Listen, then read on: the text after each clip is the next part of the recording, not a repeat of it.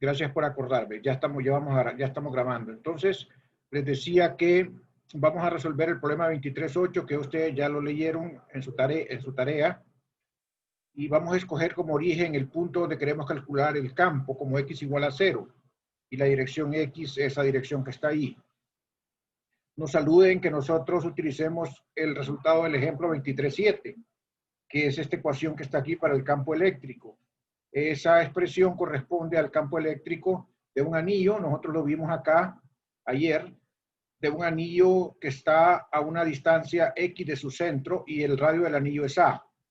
La K pues es la constante dieléctrica, ¿verdad? Y Q es la carga total del anillo. Claro, el razonamiento está en lo siguiente. Vamos a entrar acá. Vamos a resolver. Me sugieren que yo divida el cascarón en anillos pequeños y que sume sobre todos los anillos. Entonces yo voy a tomar aquí un anillo cualquiera que está colocado a una distancia, entonces a una coordenada X del origen. El origen lo tengo, acuérdense que me sugieren que lo escoja donde tengo el punto de campo. Entonces ese anillo está a una distancia X del punto de campo y tiene una carga de dq. Esta cantidad H es la altura total del cilindro y el espesor del anillo es dx nada más.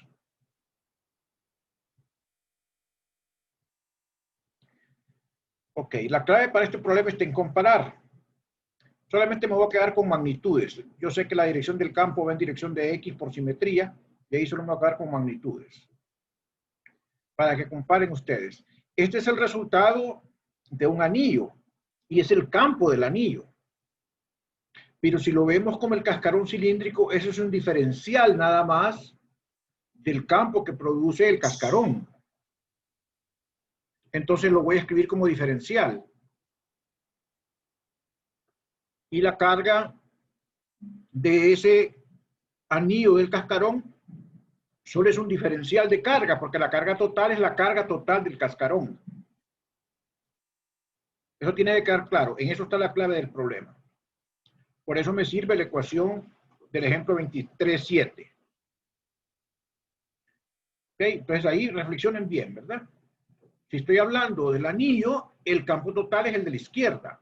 Pero si estamos hablando del cascarón cilíndrico, eso es un diferencial de campo nada más, porque es el campo de un anillo de los muchos que conforman el cascarón. Pues hay que cambiar A por R, porque ahora nos dicen que el cilindro tiene un radio R grande. Y entonces aquí viene la mera clave. Esto es lo más difícil de estos problemas, entender esto. La carga está uniformemente distribuida.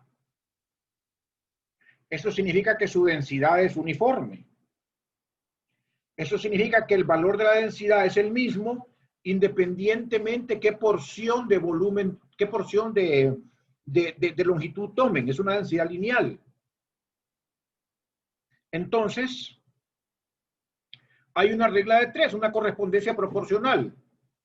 Si yo tomo toda la carga está distribuida en una longitud h, en la altura de todo el cilindro.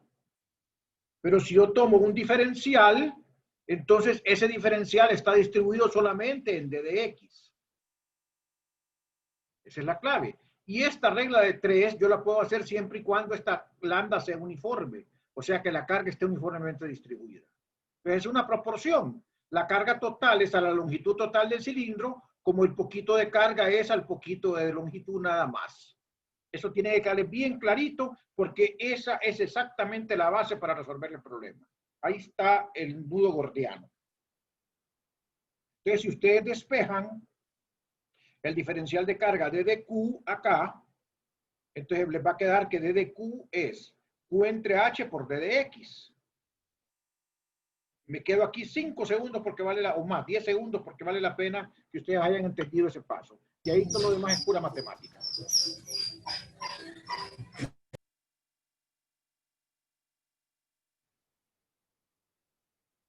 Es una regla de 3.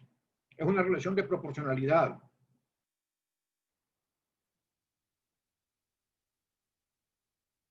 O sea, la cantidad de carga es proporcional a la distancia que estamos considerando.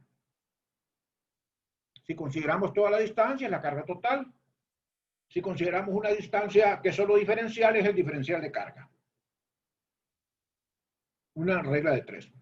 Una relación de proporcionalidad.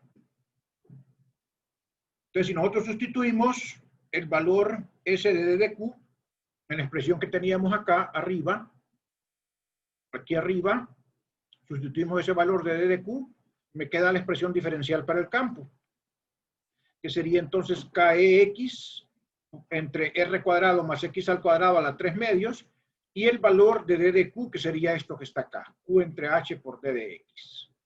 Y estamos listos porque vamos a integrar sobre todo el cilindro, vamos a sumar sobre todos los anillos. Entonces el anillo del extremo derecho está a X igual D. A X igual D está el anillo del extremo derecho, y el último anillo está a X igual a D más H, y entonces los límites de integración van a ser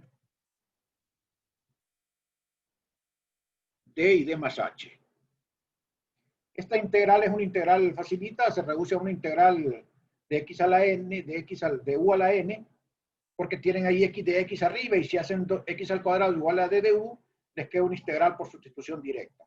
Una integral facilita, y si no, pues si no tienen muchas ganas de hacerla, váyanse a una tabla, y entonces van a encontrar que la integral va a ser menos X cuadrado más R cuadrado elevado a la menos 1 medio, evaluada entre X igual a D y X igual a D más H. Como pueden ver, el problema estaba en encontrar por qué el D de Q era eso. Y la explicación es bien simple. Es eso porque se trata de una relación de proporcionalidad porque la carga está uniformemente distribuida. La clave es la misma para el otro inciso, pero es un poquito más complicada visualizarlo, lo vamos a hacer más despacio. Entonces, el campo, ya evaluando, va a ser ese valor que está ahí. Esa es la respuesta correcta. Eso lo tienen que evaluar y eso lo pueden hacer ustedes. Me paro 10 segundos para que reflexionen y si quieren hacer preguntas, tomen el micrófono y háganlas.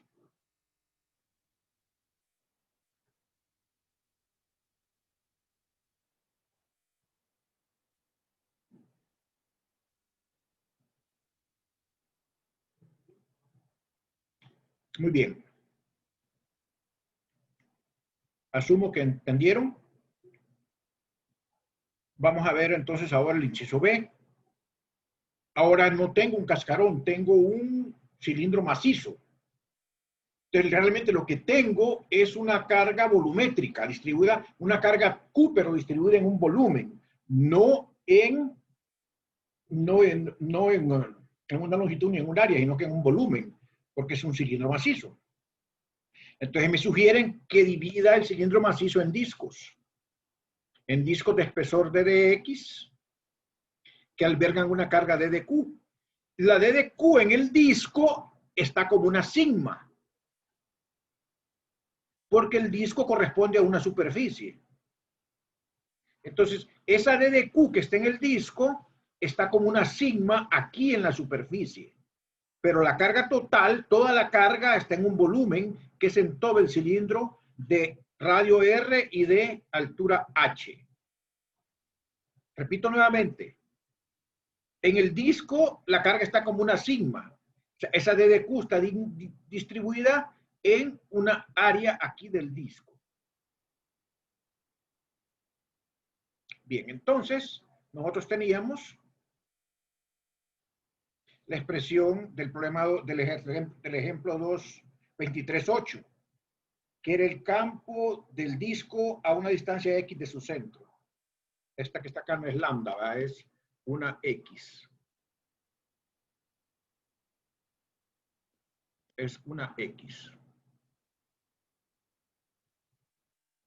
Esta es una X. Ok. Otra vez el razonamiento está otra vez en cómo quitar esa lambda, esa sigma de ahí. Porque yo no tengo, ahora, ese es el campo de un disco. Para el disco ese es el campo total, pero para el cilindro macizo eso va a ser nada más una diferencial de campo, no va a ser el campo total, va a ser una diferencial de campo porque el disco solo es un pedazo del cilindro, es un diferencial del cilindro.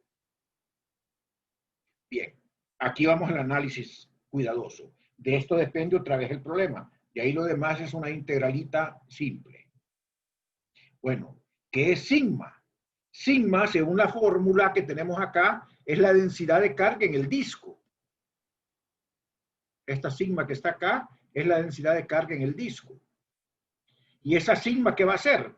Pues es la carga en el disco, que es D de Q, dividida entre el área del disco, que es pi r cuadrado.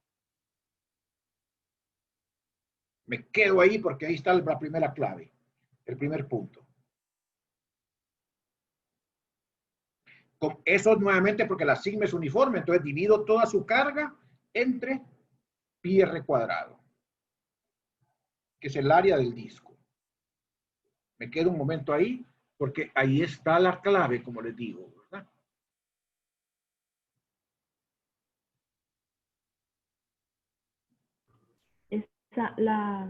La fórmula del campo del disco ya se la dan o se la... Sí, señorita, es el problema, sugiere el problema que es la del ejemplo 23.8. Ese cálculo lo hicimos ayer nosotros también. Sí, sí. Ok, probablemente con otra variable, pero lo hicimos ayer. ¿Se acuerda que ayer hicimos el anillo y el disco? ¿Verdad? Entonces usted ya la tiene que tomar del ejemplo 23.8. Ok. ¿Ok? Gracias. Sí, ¿Estamos? entendí. Gracias. Bien, entonces vamos acá. Ya superamos este escollo acá. Ahora fíjense bien. Si veo todo el cilindro completo, tengo una ρ, una densidad. Entonces, esa densidad yo la puedo calcular otra vez por una proporción. O sea, puede ser escrita como una proporción. Es la carga total al volumen total del cilindro. ¿Cuál es el volumen total del cilindro? Es el área de la base por la altura. O sea que la carga total es al volumen total del cilindro como la carga que hay en el cilindrito chiquito que tengo aquí, flaquito de espesor d de x que tiene d de q. Entonces, la proporción dice, bueno, la densidad es la carga total entre el volumen del cilindro total o también es el poquito de carga entre el cilindrito chiquitito chaparrito que tiene volumen pi r cuadrado d de x, o sea, área pi r cuadrado por espesor d de x. Nuevamente es una relación de proporcionalidad, una simple regla de 3. La carga total es al volumen total del cilindro como la carga que hay en alguno de los volúmenes más pequeños, de los cilindros más pequeños, es al volumen de ese cilindro. Este es el punto clave. Ahí está el punto clave.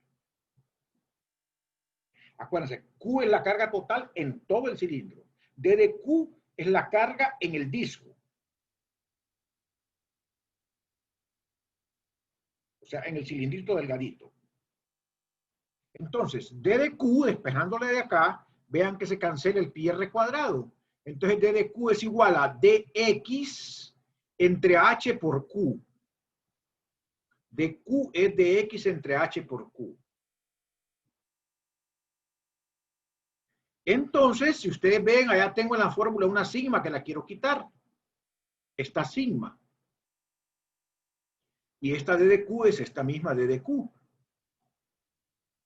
Entonces, si sustituyo, vamos a tener que sigma es d de x q entre h, que es d de Q por 1 sobre pi r cuadrado. O sea, ahí tenemos la expresión para sigma. Me paro aquí otro ratito, porque ahí tenemos ya el problema ganado. Está listo, listo, completamente listo. Ahí está la clave. Me imagino que eso es lo que les costó un poquito entender. Pero ahí sí cuesta entenderlo, comprendo. pero yo traté aquí de explicárselo de la manera más simple. Se basa en relaciones de proporcionalidad. A mí me costaba también entender eso un poquito. Y en el sigma sustituyó D de Q, ¿verdad? Para Esa sigma es la carga que hay, la densidad de carga en el disco, o sea, en el anillo delgadito. Esa es la sigma, ¿verdad? Esa es la sigma, ¿ok? Esa es la sigma.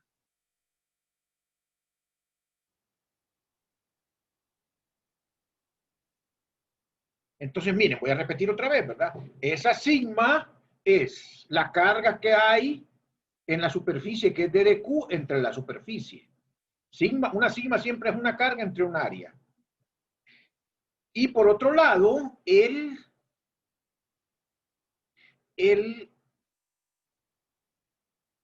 ρ, que la densidad es la carga en todo el cilindro, que es Q, entre el volumen del cilindro, porque ρ se refiere a un volumen, y el volumen del cilindro es pi r cuadrado h.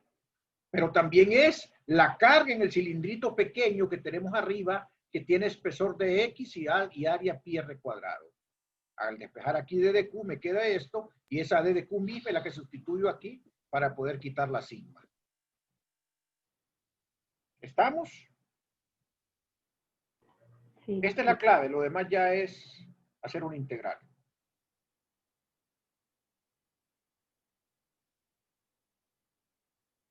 ¿Me comprendieron?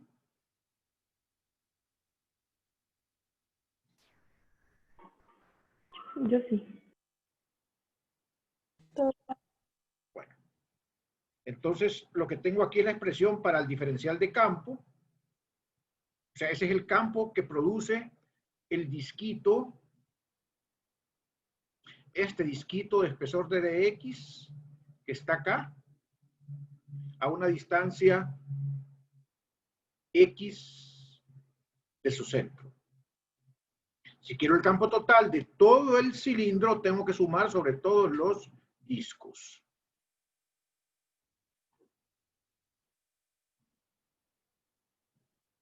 Entonces, aquí tengo ese campo, lo que sustituí aquí fue nada más sigma, y ya me quedó en términos de Q, en términos de la carga total.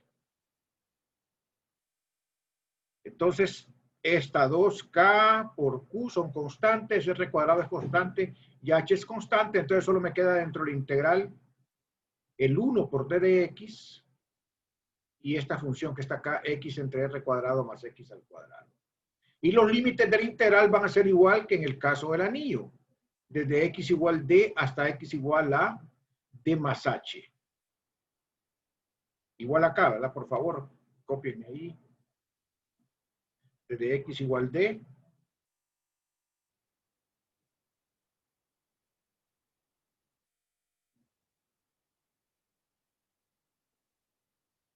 hasta X igual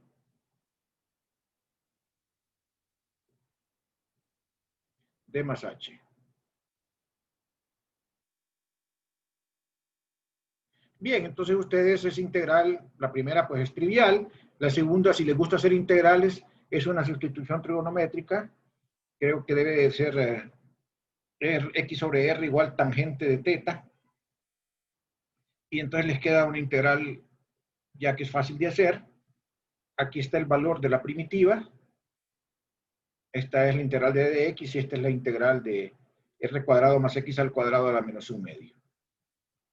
Entonces ya si evalúan les queda ese resultado que está ahí abajo.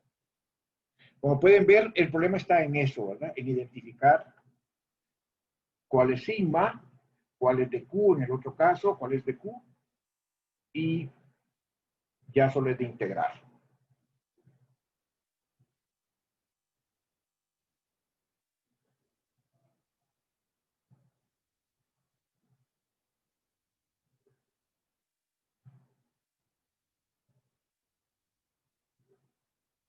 Eso que hice solamente se vale si la carga está uniformemente distribuida.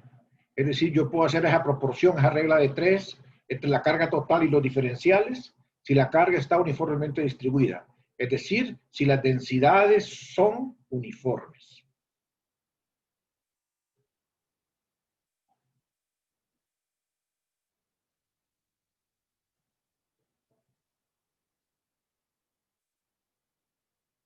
Muy bien. Me pidieron el problema 2340.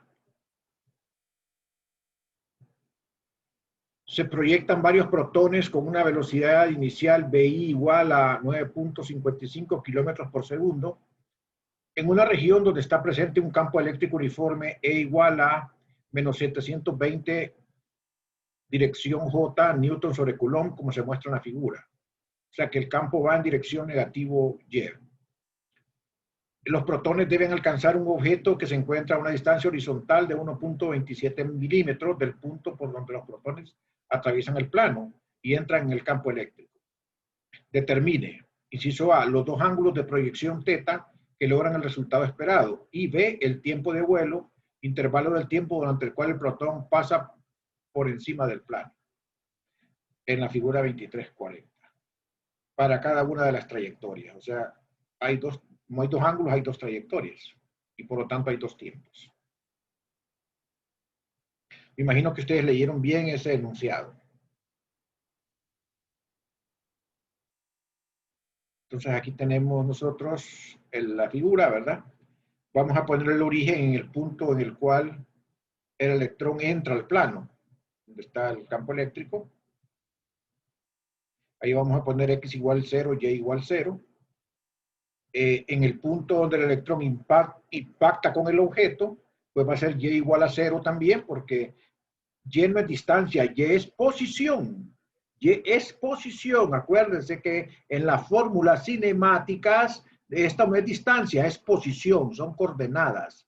Entonces, este punto es 0 para X y Y 0, y este punto es 0 para y X igual a 1.27 milímetros para la coordenada X. Eso es importante que entiendan. Como los dos puntos están a la misma altura, Y es 0 en ambas. O sea, la coordenada Y es 0. Voy a rogar que por favor me avise cuando falten 2 minutos. ¿Se compromete alguien ahí que me conteste para no dejar el punto a medias? Hola. ¿Me avisa? Hola, no escucho. Sí. Ok. Sí, faltan 9 minutos todavía. Okay. Bueno. Cuando falten 2 me avisan. Sí. Entonces, nosotros vamos aquí a plantear la solución. Es un problema de tiro parabólico. Es un proyectil.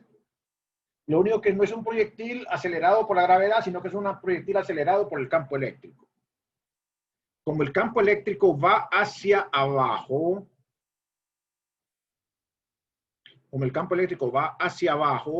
y es un protón, entonces la aceleración es hacia abajo. La fuerza es hacia abajo, porque los protones experimentan una fuerza en la misma dirección, en el mismo sentido que el campo.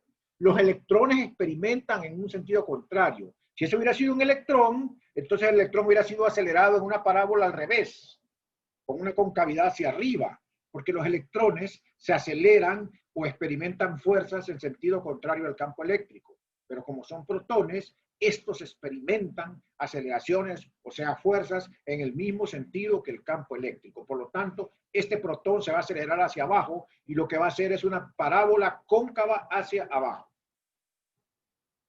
Entonces es un tiro de proyectiles. ¿Qué hacíamos cuando estudiábamos el tiro de proyectiles? Bueno, la componente X de la velocidad era BI coseno teta y la componente Y de la velocidad era BI seno teta. BI es un dato que es 9.55 por 10 a la 3 metros sobre segundo. Ahora usted calcula la aceleración, solo hay aceleración en Y. En X no hay aceleración, solo hay aceleración en Y. Pues esa aceleración es la fuerza entre la masa. Entonces, la fuerza que es la carga del protón por el campo que tiene componente menos 720 entre la masa que es 1.67 por 10 a la menos 27 kilogramos. Entonces eso, si calculamos, nos da menos 6.90 por 10 a la 10 metros sobre segundo al cuadrado para la aceleración en Y. Este signo menos es coherente con el hecho de que nosotros tenemos nuestro sentido positivo hacia arriba en el eje Y y nuestro sentido negativo hacia abajo. O sea, las componentes de las cantidades vectoriales que apuntan hacia abajo son negativas y las que apuntan hacia arriba son positivas.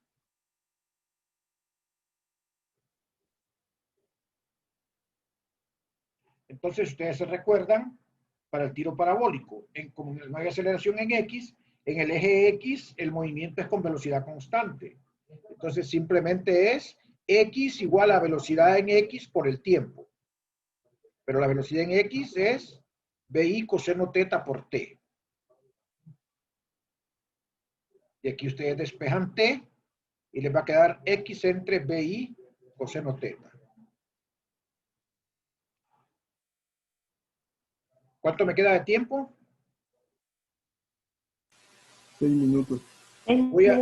Ok, voy a tomar una captura de pantalla y voy a suspender y luego voy a terminar esto en unos 10 minutos más, 15 minutos, pero me esperan inmediatamente para que nos conectemos.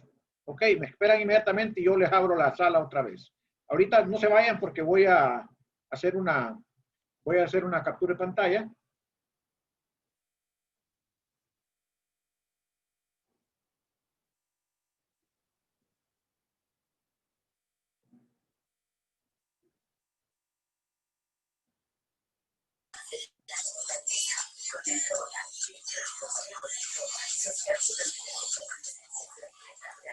¿Por qué tú?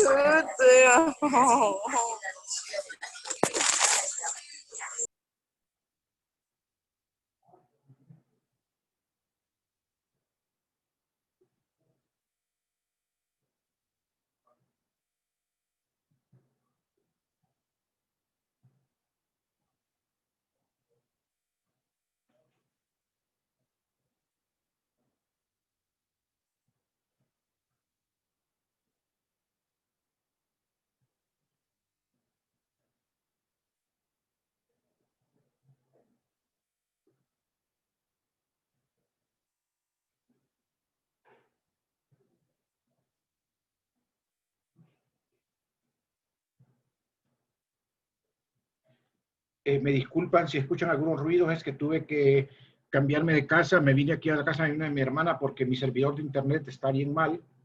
Entonces me disculpan si escuchan algunos ruidos. Ya pueden retirarse un momentito. Denme unos 3 minutos mientras para que vayan a tomar agua, vayan al baño, mientras yo preparo saco la grabación y preparo la continuación, ¿ok?